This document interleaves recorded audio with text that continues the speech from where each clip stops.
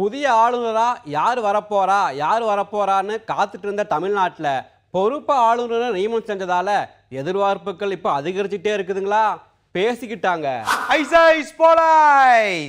தலைவா, கர்நாடகாக்காரு வேண்டான்னு ஆளுங்கட்சி சொன்னதா ஒரு செய்தி உலா வந்தாலும் அப்படியெல்லாம் இல்லைன்னு மத்தியில மறுப்பு சொல்றாங்களா.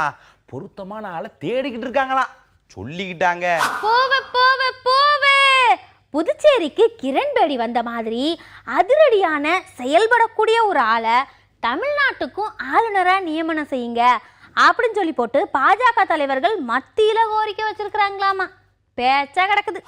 பலூன் நண்பா, இதுக்கிடையில உள்ளூர் தலைவர்களுக்கு இடையே வெவ்வேறு கருத்துக்கள் உலாவதுதான். ஏற்கனவே சுதந்திர போராட்ட தியாகிகளுக்கு மரியாதை செய்ய நிகழ்ச்சி சலசலப்பை உருவாக்குனதால கூடி பேசி முடிவு செய்வோம்னு சொல்லியிருக்காங்களா.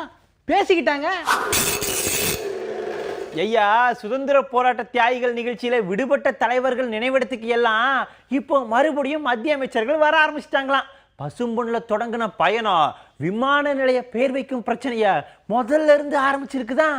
பேசிக்கிடுதாங்க ஐயா.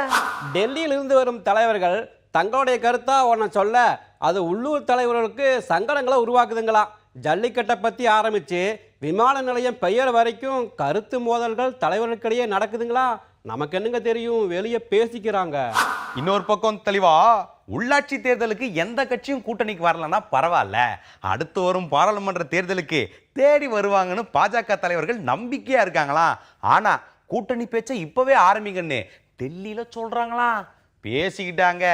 இன்னொரு பக்கம் தலைவரே இல்லாம உள்ளாட்சி தேர்தலை சந்திக்க காங்கிரஸ் கட்சி தயார் நிலையில இருக்குதான்.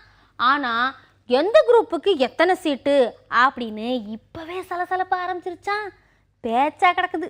நண்பா, கட்சியோட தலைவி உடல்நிலை சரியில்லாம இருக்கிறதால தான் தலைவர் நியமனம் தாமதம்னு காரணம் சொன்னாலும் ஒற்றுமையா இருக்கோம்னு கூட்டம் போட்டு டெல்லிக்கு சிக்னல் காட்டியிருக்காங்களா தமிழக தலைவர்கள். பேசிக்கிட்டாங்க.